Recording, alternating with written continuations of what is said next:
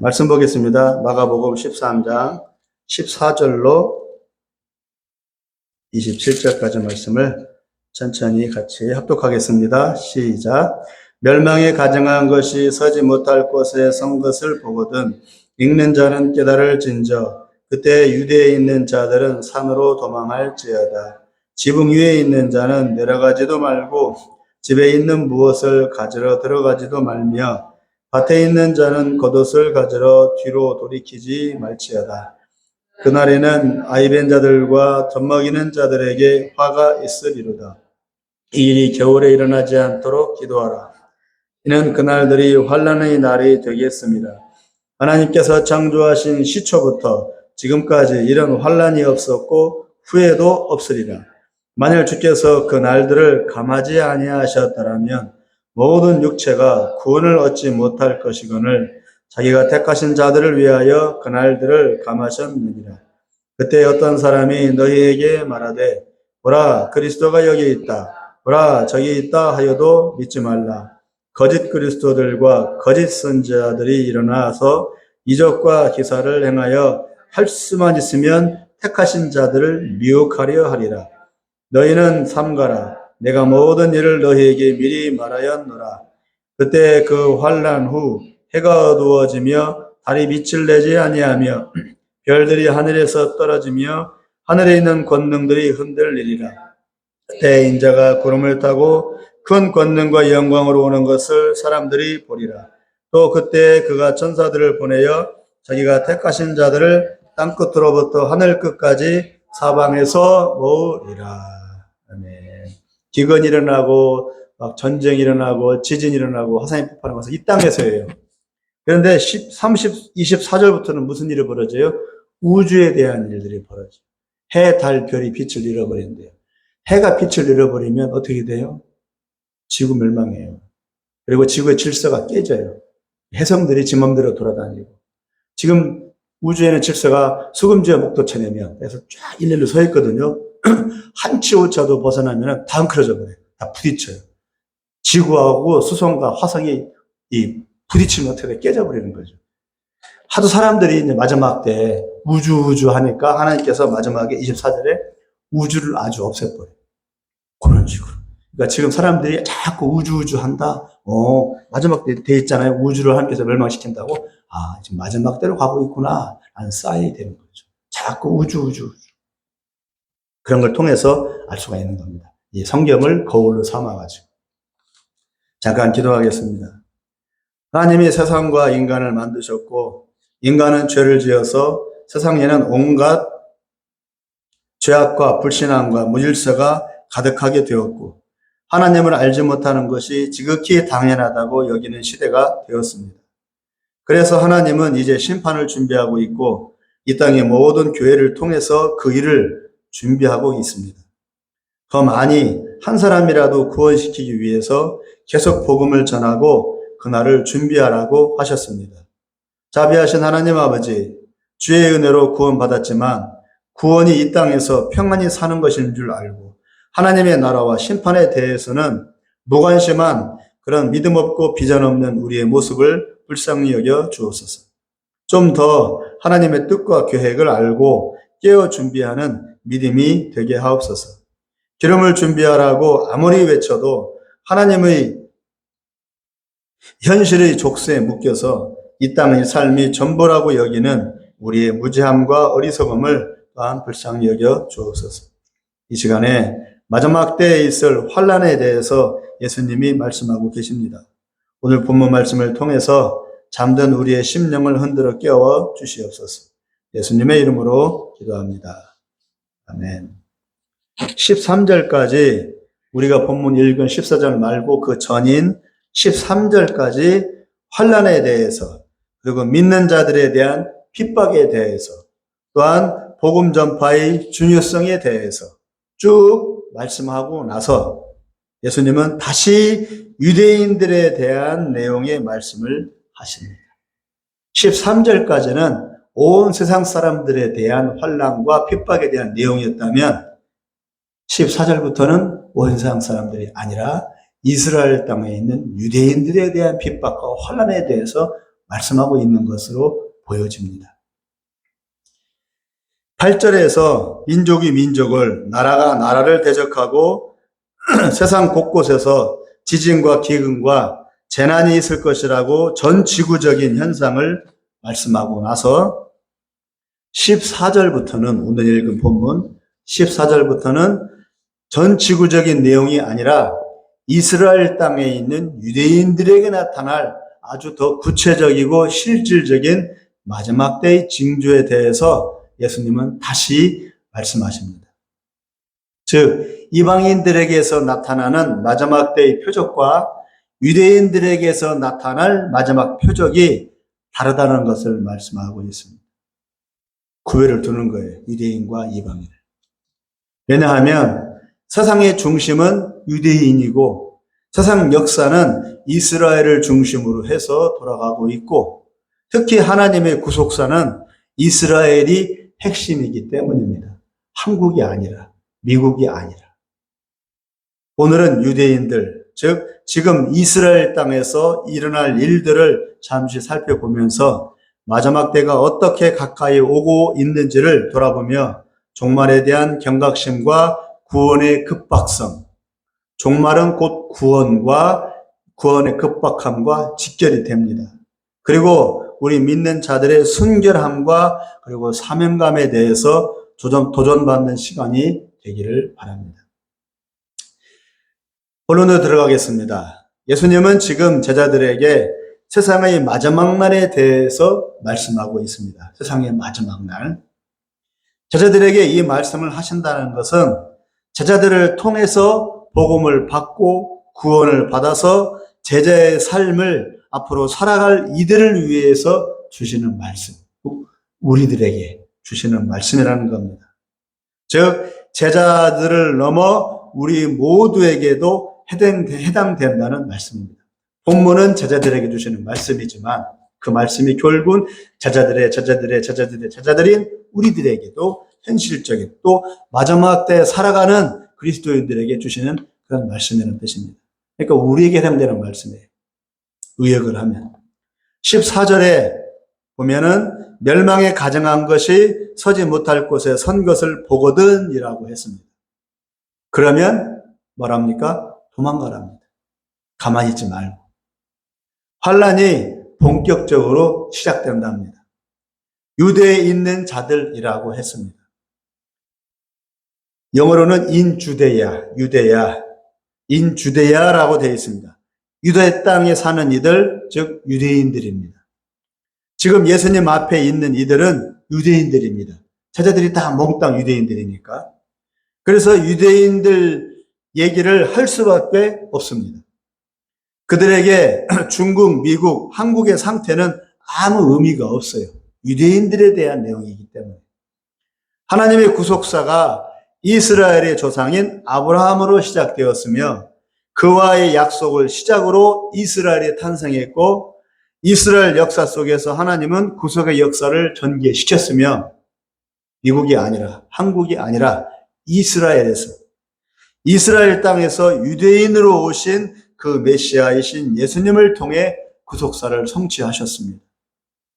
그러므로 마지막 심판을 준비함에 있어서 유대인에 대한 하나님의 섭리가 시대의 징조가 될 수밖에 없고 마지막 때에 이스라엘에서 일어나는 일을 통해 세상의 종말이 어떤지를 명확하게 알 수가 있는 것입니다. 먼저 14절 첫머리에 멸망에 가증한 것이 나오고 서지 못할 곳이 나오고 다시 유대에 있는 자들이란 말이 나오고 다시 산으로 도망할지어다 라고 했습니다. 14절에. 그러면 멸망에 가증한 것이 뭘 말할까요? 멸망에 가증한 것. 이미 보여주었어요, 하나님이. 멸망에 가증한 것은 이런 것이다. 이런 이유가 마지막 때 딱 나타날 것이다. 하고 미리 이스라엘 역사에 보여주었어요. 뭡니까? 로마 시대에 이스라엘이 멸망당하고 로마 군인들이 예루살렘에 쳐들어와 성전을 파괴하고 성전의 기물들을 다 훔쳐갔어요. 그리고 황제에 의해서 성전 지성소에 부정한 동물인 돼지의 피를 뿌려 율법을 거스르고 하나님의 이름을 로마인들이 모독했어요. 그리고 황제 신상을 세웠어요. 지성소에. 그리고 황제가 신이라고 했어요. 하나님 대신에. 북한에서 김일성 동상을 세우고 그 앞에 절하는 것처럼. 결국 마지막 날에는 뭡니까? 황제, 로마는 없어졌으니까. 황제 신상이 아니라 적그리스도의 신상을 세울 것이고 또는 그들이 믿는 여러 잡신들의 형상을 성전에 세울 것이라는 뜻입니다. 미리 보여준 것처럼 이것이 마지막 때의 징조가 됩니다. 서지 못할 곳에 멸망에 가증한 것이 서지 못할 곳에 선 것을 보거든이라고 되어 있잖아요. 그걸 보면 때가 됐구나. 이걸 알으라고요. 알고 정신 차리라고요. 잠들어 있지 말고. 서지 못할 곳은 곧 성전입니다. 지금은 성전이 없어요. 지금 예루살렘에 있는 것은 성전이 아니라 이슬람 사원입니다. 그곳에 이슬람 황금 사원이 서 있습니다. 그래서 지금 유대인들의 간절한 소망은 세 번째 성전을 다시 세우는 겁니다.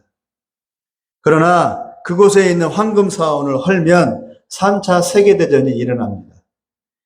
19억의 전 이슬람 국가들이 들고 일어날 것이기 때문입니다. 이슬람 사원을 헐면. 그래서 성전에 들어갈 기물들을 유대인들은 이미 다 만들어 놨어요. 그리고 제물이 이제 성전이 세워지면 제물을 바칠 거란 말이에요. 그 제물을 바칠 붉은 암송아지를 이제까지는 구할 수가 없었어요. 바로 얼마 전에, 몇 년 전에 붉은 암송아지를 물색해가지고 구해놨어요. 5마리. 갖다 놓았고, 때만 되면 즉시로 성전을 지을 만반의 준비를 다 해놓았어요. 2달이면 성전을 건축할 수 있답니다. 조립을 해서. 마지막 때 관심이 없는 게 왜 다들 주무시네. 우리하고 직결되는 문제인데.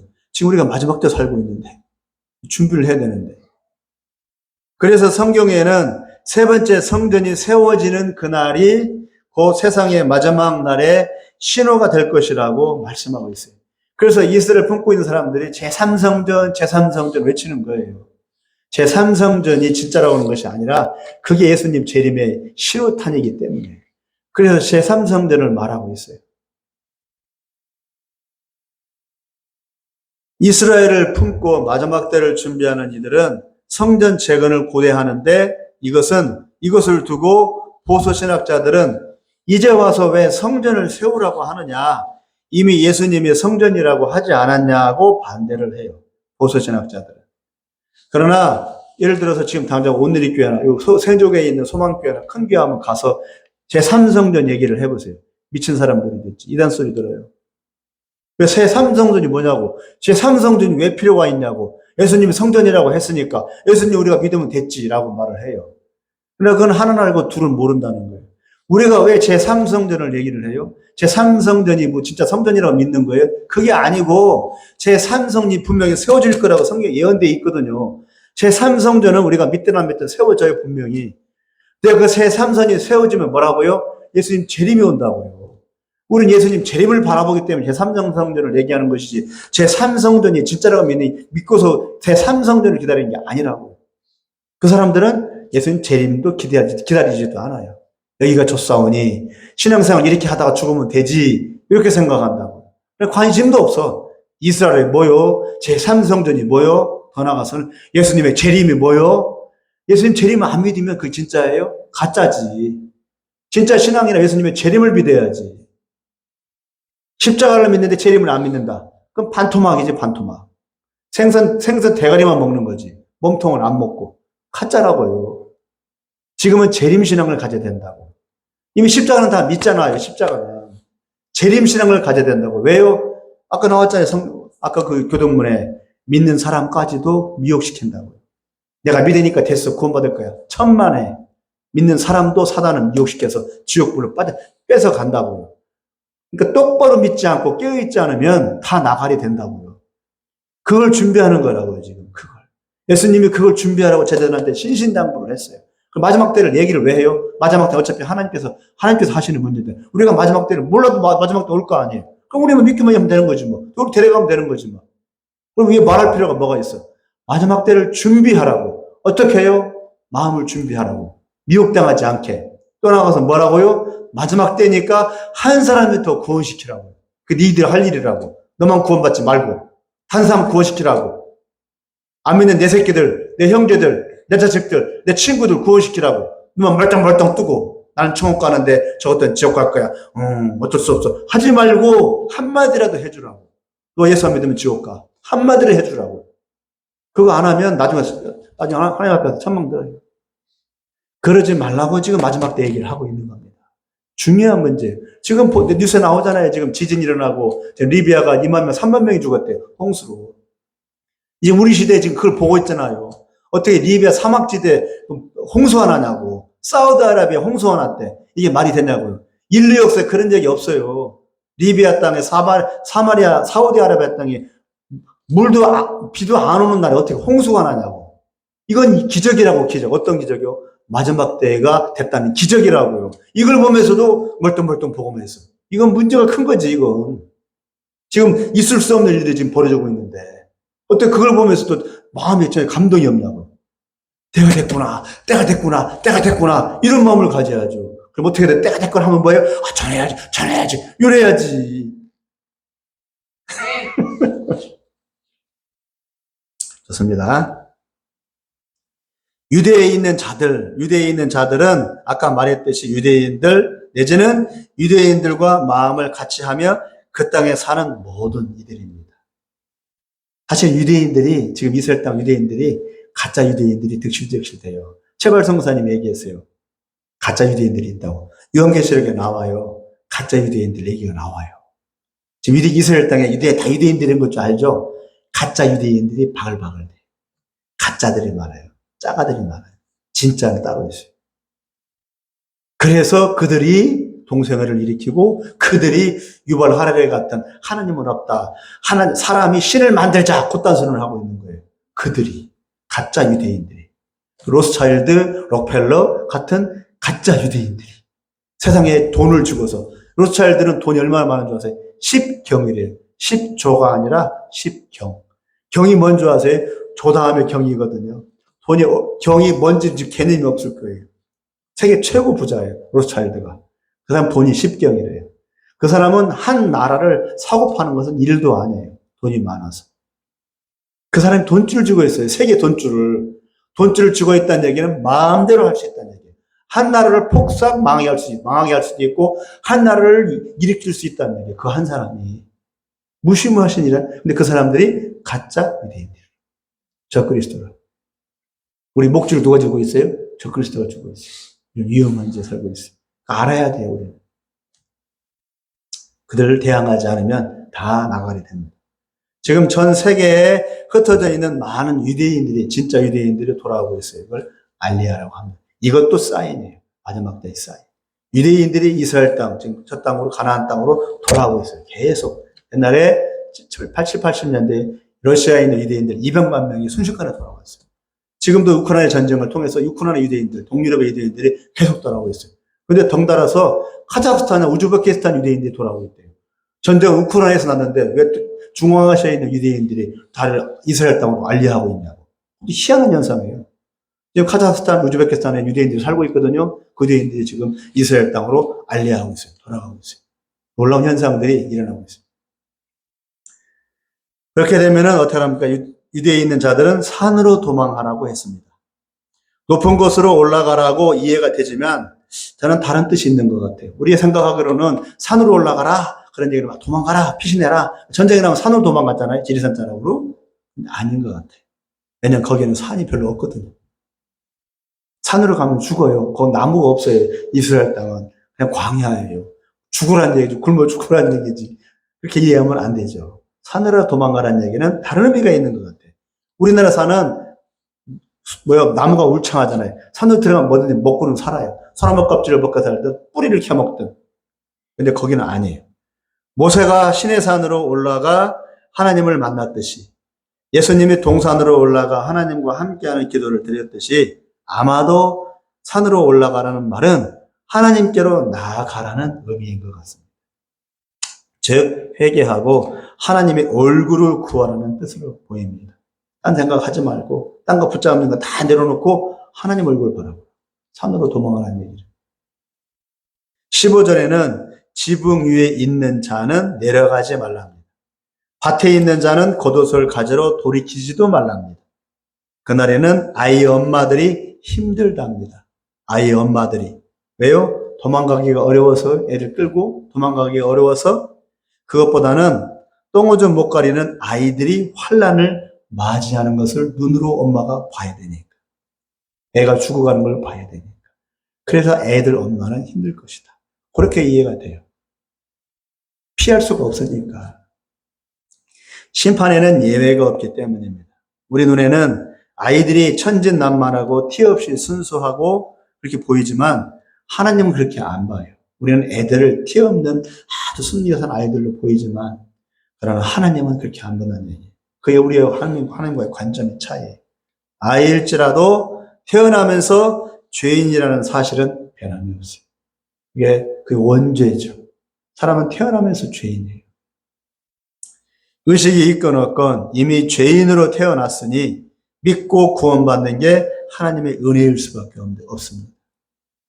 이상하게도 18절에 겨울에 환란이 오지 말기를 기도하랍니다.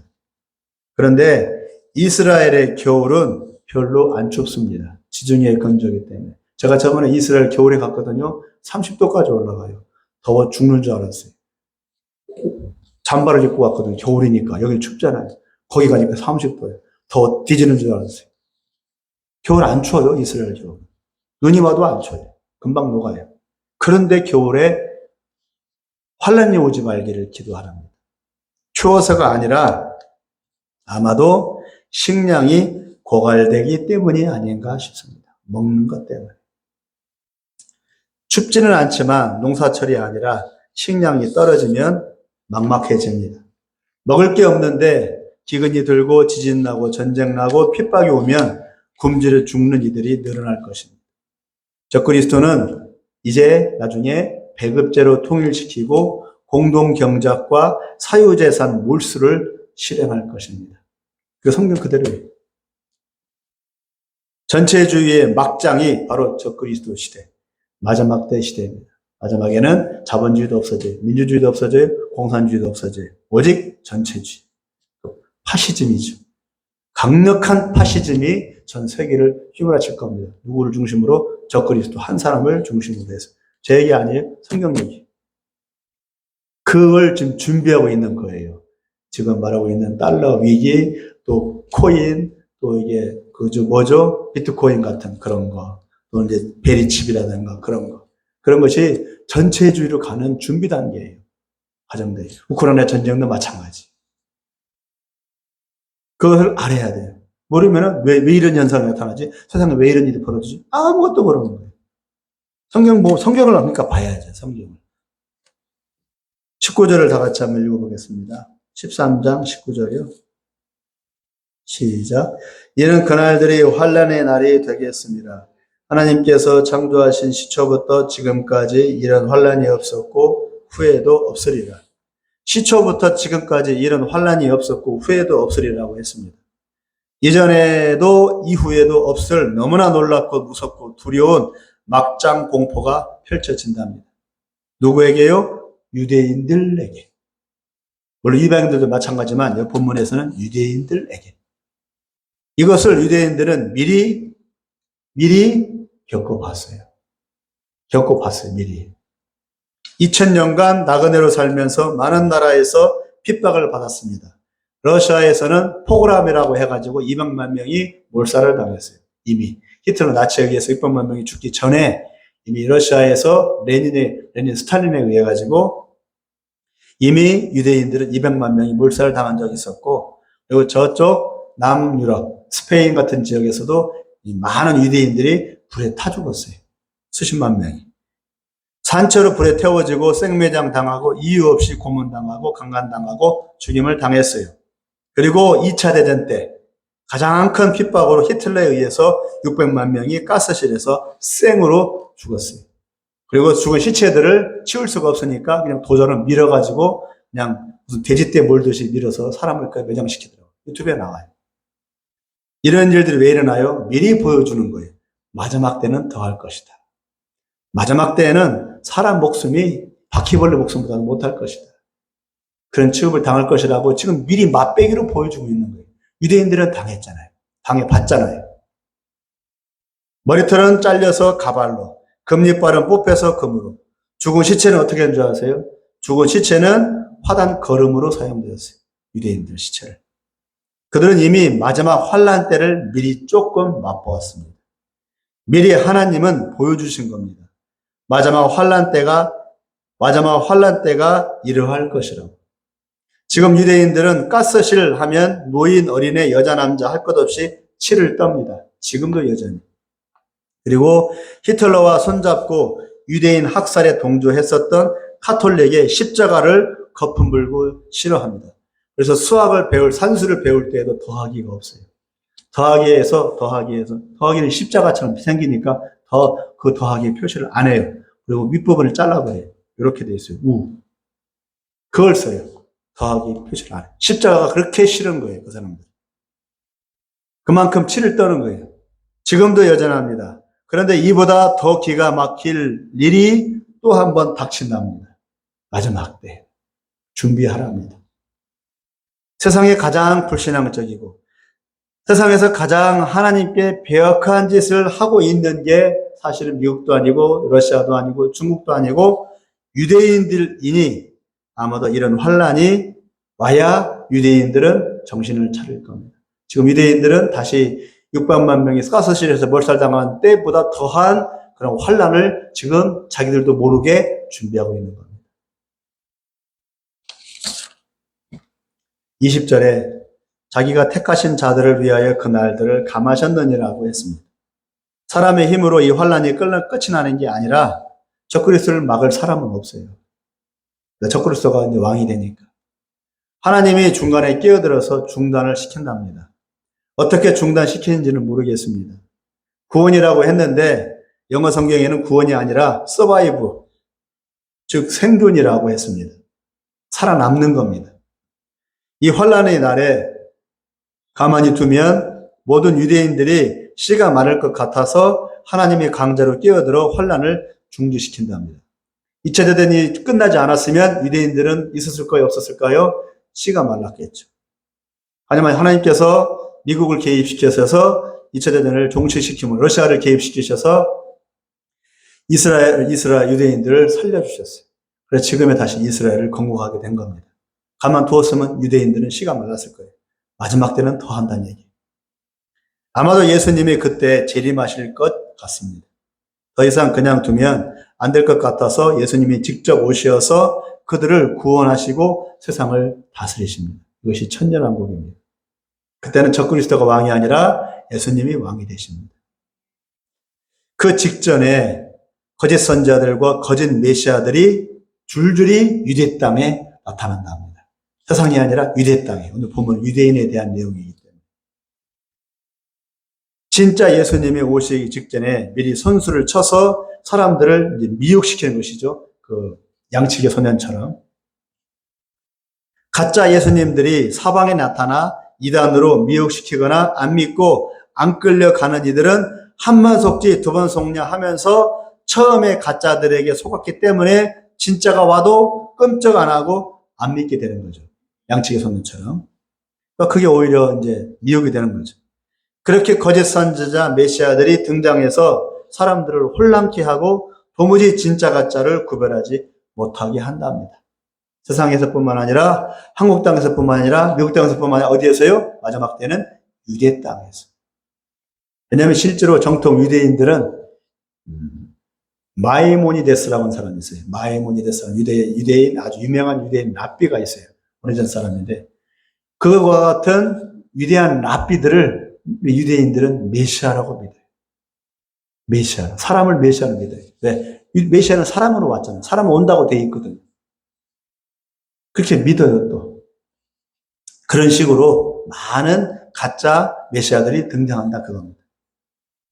지금 시대에 한국의 수많은 이단들이 TV 신문에 등장하는데 좋은 얘기는 하나도 없고 모두 안 좋은 얘기뿐입니다.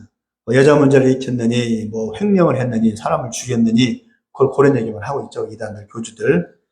그래서 안 믿는 이들은 어떻게 생각합니까? 싸잡아서 정상적인 교회까지 비난하고 목사, 예수 믿는 성도들은 모두 사기꾼, 도둑놈, 식충이들로 도매금으로 욕을 먹게 되고 있습니다. 지금 옆에 바탑밭 옆에 있는 사람도 철도청에 다니다가 은퇴한 사람인데 왜 교회를 안 나가느냐 말씀드렸죠. 어릴 때 자기 마을에 있는 장로님이 자기 논에 물을 끌어다가 자기 물에 대는 걸 보고 그때부터 교회를 안 나가. 핑계대는 어떤지는 몰라도 어쨌거나 그런 식으로 이제 안 좋은 걸 보고서는 사람들이 교회를 안 나가고 싫어요. 핑계는 가져가지 않습니다. 저도 그랬어요, 사실은. 저도 고등학교 1학년 때 세례 받고, 침례 받고, 하도 자라면 때 엄청 두들겨 맞아까지 교회 다닌다고, 밤 1시에 들어 몽둥이 두들기 패더라고요. 그래도 교회 다녔어요. 하나님 살아계신다고 믿었으니까, 예수는 안 믿었지만, 하나님 살아계시면 당연히 믿어요. 그런데, 교회에서 싸우더라고. 우리 가르쳤던 심리 신학교 다녔던 그 선생님들, 우리 고등부 교사였는데, 성탄 절 때 사진, 다 같이 이제 사진 찍는다고 했는데, 어떤 선생님이 장난친다고 뒤에서 살짝 밀었어요. 내가 그걸 봤어요. 뒤에서 밀더라고. 우르르 밀렸어요. 그러다니만 누가 밀었냐, 누가 밀었냐, 싸우더라고. 선생님들끼리. 그거 장난이니까 장난 넘어가면 되는데, 그걸 싸워보더라고. 이거 너무 심각해지는데? 그러니까, 아니나 싶어서, 이 핑계, 저 핑계라도 그때 교회 안 나갔어요. 그 핑계지만은, 그런 식으로 이제 교회를 안 나가는 핑계거리는 많다고. 가짜는 몇 마리 안 되고, 대부분이 조용한 진짜 신들인데도, 사람들은 분별을 하지 않고, 싸다 봐서 그냥 교회 욕을 합니다.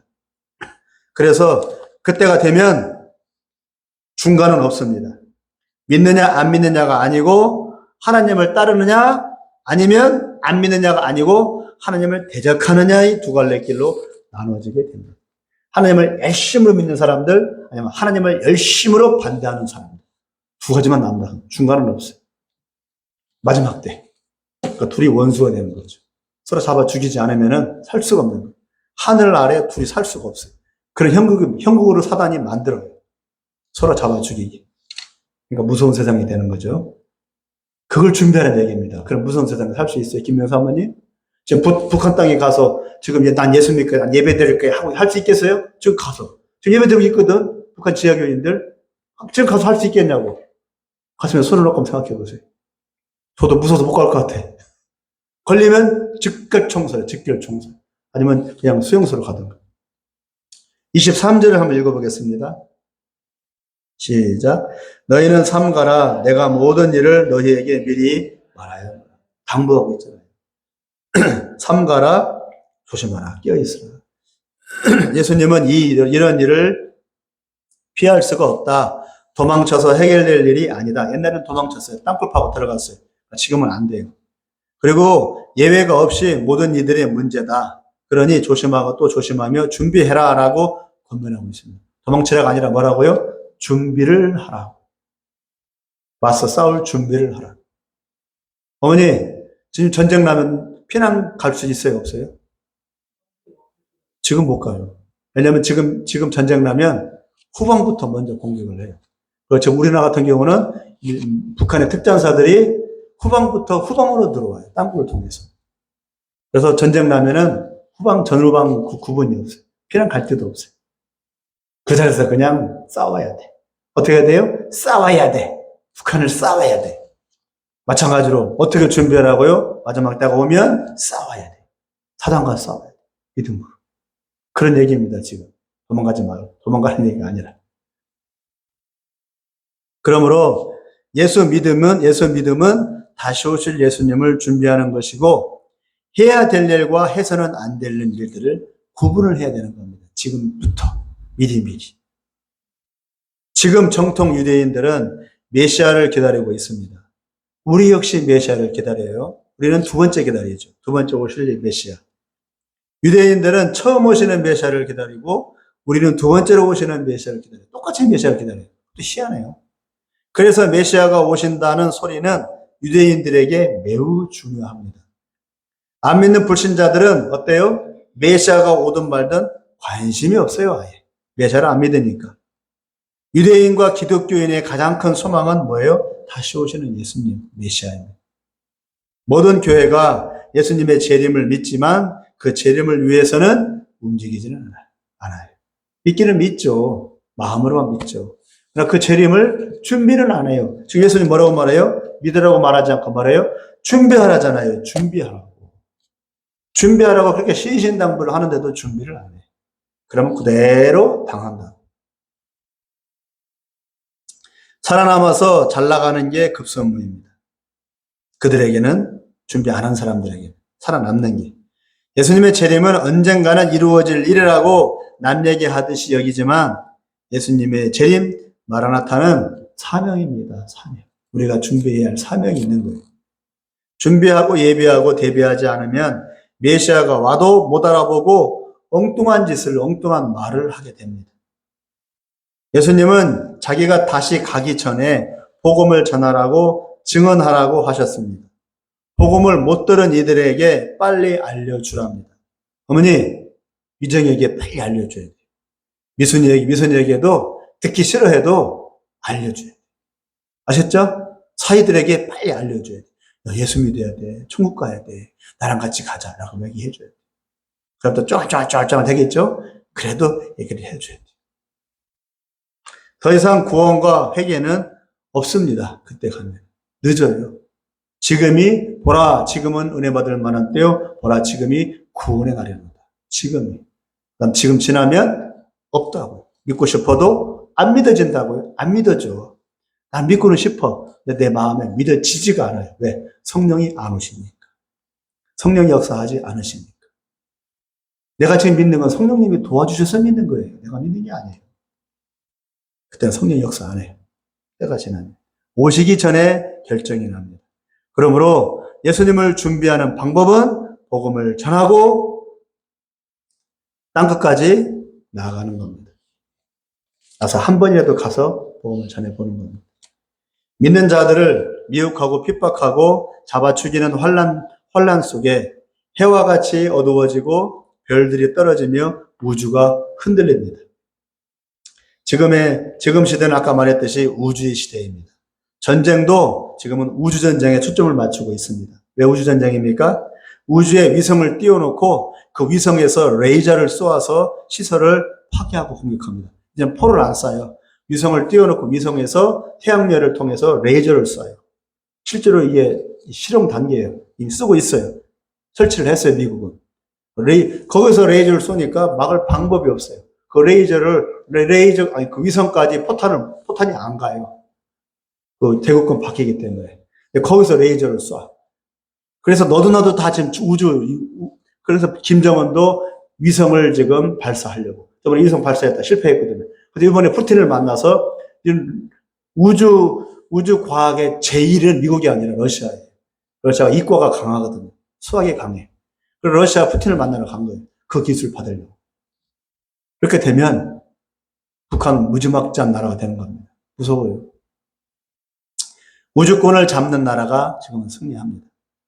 그래서 각 나라는 우주적 패권을 사로잡기 위해서 우주전쟁을 벌이고 있습니다. 인공위성을 우주에 쏘아보내서 적국을 감시하고 각종 정보를 얻어냅니다. 심지어 달이나 화성에서 필요한 자원을 캐내려는 계획까지 세우고 있습니다. 우주시대입니다. 이런 때에 우주의 질서가 흔들리고 깨어집니다. 사람들이 교만해서 우주까지 날아가. 어떻게 날아가냐. 제가 한번 얘기를 들었어요. 땅에서 이제 그 우주로 인공위성을 발사하잖아요. 날아가잖아요. 그런데 날아갈 때 우주 주변에 대기권에 뺑뺑 도는 많은 우주 쓰레기들이 있대요. 우주 쓰레기들이 어마어마하게 많아요. 그 우주 쓰레기들을 틈을 비집고 그 로켓이 가야 돼. 어떻게 가? 너무나 많은데. 어마어마하게 많더라고요. 지구가 안 보일 정도로 많아요. 쓰레기가. 그 정도로 많아요. 우리는 안 보이지만. 근데 그걸 부딪히면 당연히 터지죠. 그 로켓은. 그걸 계산을 하는 회사가 또 있대요. 그걸 계산을 한대요. 왜냐면 돌아가는 속도가 정해져 있거든요. 우주 쓰레기가 돌아가는 걸 계산을 해서 그 돌아가는 계산 찰나에 로켓이 사이로 삐집고 나갈 정도로. 그걸 계산을 해서 그 정보를 또 준대요. 그렇게 해야 로켓이 발사된대요. 어마어마한 거죠. 이렇게 흔들리고 깨어집니다.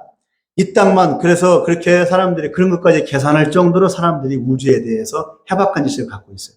그래서 달이나 화성에 아직 가서 자원을, 히토류를, 리튬을 캐온다는 얘기를 하고 있는 거예요, 지금.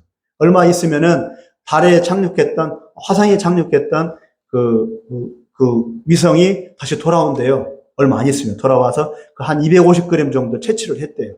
그래가지고 그 채취한 걸 가지고서 지구의 기온에 대해서 연구한다고 오고 있는 중이래요.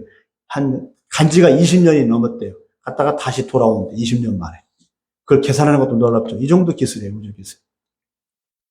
그러니까 교만 여기까지 올라온 거예요. 우리는 우주도 정복했다. 그러니까 하나님께서 뭐라고 해요? 오, 그래. 그럼 내가 우주를 아예 말려버릴게. 내가 우주를 아예 없애버릴게. 그래서 하나님께서 우주를 아예 없애버립니다. 해와 달과 별들, 빛을 잃어버리게 만드는 거예요. 이런 시대에 우주의 질서가 흔들리고 깨어집니다. 이 땅만 흔들리는 게 아니고 하늘의 별, 달, 해가 이상한 조짐을 보입니다.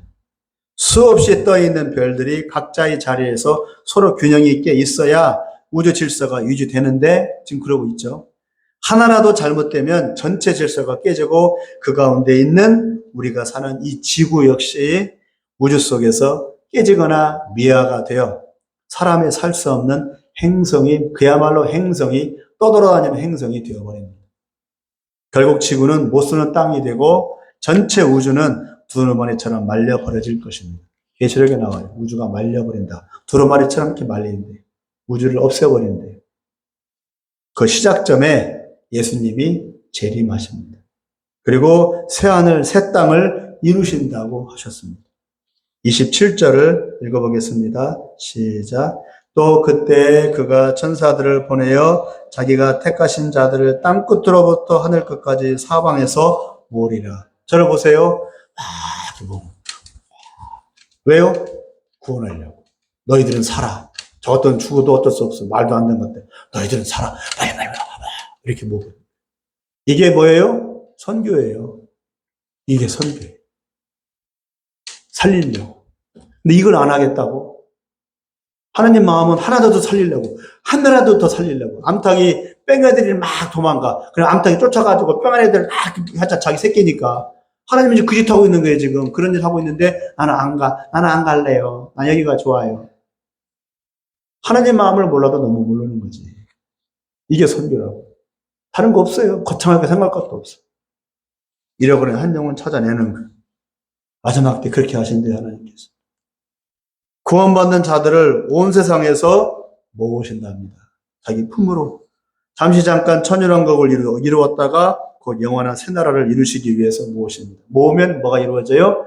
예수님이 직접 이 땅에서 다스리시는 천연왕국이 이루어져요. 우리는 천연왕국을 믿어요. 그게 역사적 전천년설입니다. 제가 예전에 가졌던 무천년설은 천연왕국을 안 믿어요. 그러나 우리 교회는 천연왕국을 믿는 전천년설을 믿습니다. 예수님이 십자가에 달려 죽으시고 부활하시고 제자들을 보내어 복음을 전하게 하시어 교회를 세우고 많은 이들을 구원케 하신 이유는 이 땅에서 복받아 잘 먹고 잘 살게 하기 위해서가 아니고 하나님의 나라 새하늘 새 땅을 이루기 위해서. 이게 하나님의 유일한 소망이에요. 새하늘 새 땅, 하나님의 나라. 새하늘 새 땅 다음에 이루어질, 천년왕국 다음에 이루어질 영원한 나라. 요한계시록 문자적인 그대로예요. 문자적으로 해석하면 그렇습니다. 예수 믿는 것은 구원을 위해서입니다. 구원은 하나님의 나라에서 영원히 사는 것입니다. 영원히 하나님 나라에서 살려고 구원받는 겁니다. 구원 자체가 목적이 아니라 구원도 과정이라고, 구원은 과정이라고. 이것이 믿는 자들의 가장 큰 소망입니다. 하나님의 나라가. 그래서 예수님 오셔서 처음에 뭐라고 말했어요? 회개하라. 천국이 가까웠다. 천국을 얘기하죠. 하나님의 나라. 죽어서 가는 나라가 아니라 나에게 다가오는 하나님의 나라. 왜 선교합니까? 왜 전도합니까? 왜 교회를 세우고 왜 교회를 부흥시키려고 합니까? 하나님의 나라를 준비하기 위해서입니다. 한 영혼을 구원시켜 제대로 예수 믿게 하는 것, 이것이 교회의 사명이고 선교의 목적입니다. 한 영혼. 1000명, 10,000명이 아니라 한 영혼. 이런 환란과 영광의 날이 곧 이루어지고 있다는 사인이 이 시대에 지금 보이고 있습니다. 이전에 없었던 일들이 예수 재림의 표적과 증거로 곳곳에서 일어나고 있습니다. 중국의 베이징에 있는 자금성이 있죠. 자금성이 홍수가 나서 잠겼어요. 다 잠기진 않았지만. 그런 일이 중국 역사에 없었어요. 중국도 역사가 길어요. 자기들 말로는 8,000년이라고 하는데 사실 5,000년 조금 넘죠. 우리나라 역사보다 조금 못하니까. 수천 년 역사에 그 자금성이 묻힌 적은 없어요. 청나라 때. 그러나 자금성이 지금 홍수가 나서 지금 물에 잠겼어요. 이런 일들이 지금 벌어지고 있다고요. 전무후무한 일들이. 이것들을 보면서 우리는 때가 다가오고 있다고 알아야 하고 준비해야 할 다급함을 느껴야 합니다. 보따리 싸갖고 산으로 도망치라는 얘기가 아니라 도망칠 필요 없다고 아까 얘기했잖아요. 그리고 깨어있으라고요. 순결하고요. 온전한 신앙으로. 그리고 복음 전하라고. 한 영혼에 더. 그리고 잘 먹고 잘 살아야지, 차 사야지, 집 사야지. 그런 생각보다 먼저 더 구제하고 한 영혼 더 구원시키고 성경은 내고 그러면 더 애를 쓰라고. 그게 미리미리 준비하는 거라고. 그러므로 지금은 깰 때입니다. 지금 이 말씀을 제자들에게 왜 하고 있을까요? 성전이 멋지게 서 있고 그곳에서 예배 드린다고 제자들은 만족하고 있잖아요. 지금 이 내용상. 성전을 보세요. 얼마나 좋아요. 저 멋진 두 번째 성전을, 멋진 성전을 보세요. 예수님 자랑하다가 지금 이 얘기를 들은 거거든요. 너희 성전에서 예배 드리는 거 기뻐하고 있냐? 너 성전 무너질 거야. 죄 때문에도 안 넘어. 만족하지 말랍니다. 중심으로 하나님을 사랑하고 있느냐?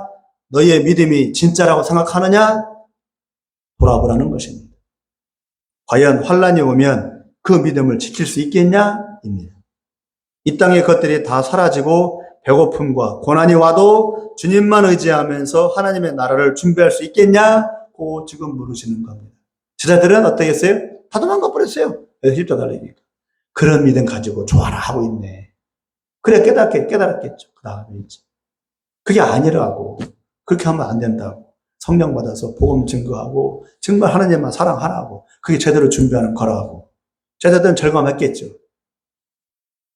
그리고 이 질문은 지금 우리에게도 똑같이 적용이 됩니다. 예수님 때부터 2000년이 지났습니다. 그때 예언들이 지금 시대에 이루어지고 있는 걸 우리도 좀 보고 있잖아요. 두렵고 떨림으로 깨어나 준비해야 할 것입니다. 말씀을 뵙겠습니다. 한쪽에서는 평안히 신앙생활 하지만 다른 한편에서는 수많은 이들이 믿음 때문에 고난과 핍박과 죽임을 당하고 있습니다. 지금은 평안의 때가 아닙니다. 환란이 다가오고 있는 시대입니다. 그러므로 주님 오심과 주의 나라를 준비해야 하는 소망과 인내의 때입니다. 더 열심히 예배드리고 더 열심히 온 세상과 교회를 위해 기도하고 중보기도하고 또 전도하며 더 주님 뜻에 순종하는 삶을 살도록 연습을 해야 합니다. 우리 믿음의 선진들이 모두 이렇게 이것을 준비하고 소망하며 살다 갔어요. 주구철 목사님도, 손영관 목사님도, 한상도 목사님도, 저희 모교에 있던 제기동에 있는 동도교회 지원 목사님도 그렇게 살다 갔어요. 우리 역시 준비하며 그날의 영광을 소망해야 할 것입니다. 날마다 성령께서 새 힘을 주시고 새 은혜를 부으셔서 주님의 뜻을 이루며 주님과 동행하는 기쁨과 충만함이 있기를 간절히 기원합니다. 이 은혜가 반드시 지금 시대부터 계속 이어져 가야 할 것입니다. 기도하겠습니다. 자비로우신 하나님 아버지, 뉴스를 통해서 수많은 소식들을 통해서 이상기후가 번지고 있고 그 이상기후 때문에 잊지 말아야 할 일들이 자꾸만 벌어지면서 결과적으로는 수많은 사람들이 떼죽음을 당하고 있습니다. 리비아에서 2만 명, 3만 명이 죽었다고 합니다. 모로코에서 수천 명이 죽었다고 합니다. 하나님 아버지, 이러한 시대를 바라보면서도 여전히 잠들어 있다고 한다면 과연 믿음이 있는 사람이라고 할 수 있겠습니까? 이러한 시대를 보면서 예수님께서 예언하신 일들이 지금 우리 시대에 벌어지고 있는 것을 바라보며 깨어나게 하여 주시옵소서. 열심히 예수 믿고